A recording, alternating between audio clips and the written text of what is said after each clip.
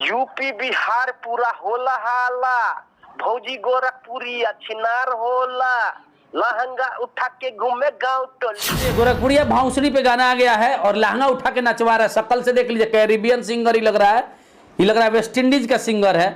और भी एक दो कोई गाना गाया है, उस पर चर्चा करते हैं। मेरा मन किया है गोरखपुरिया छिनरी पे गाना गाया, काय गाना गाया है, लहंगा उठा के नचा। हेलो हेलो भाई, क्या हाल चाल है? गाना वाना गाते हैं आप, सुने हैं? हाँ जी, गाना गुना गाते हैं। हाँ, क्या नाम है? मेरा नाम राजकुमार शाह है। राजकुमार शाह।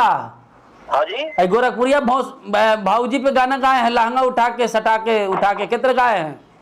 हाँ जी, गाए हैं ना उस पे। तो केस कर देगी ना ये, तो पिला टैक्स हो जाएगा आपका। उस बेशरम औरत से डरेगा क्या कोई? इसलिए तो हम लोग खुलेआम गाए हैं। तो भोजपुरी गाना है, ये गाना है कि मतलब आप लोग गालिए बक दीजिए ना सीधे, गाना का ट्रैक पे गाने का क्या जरूरत है? ऐसा ही महावीरवा तोरा बहिन महतारी के गा के डाल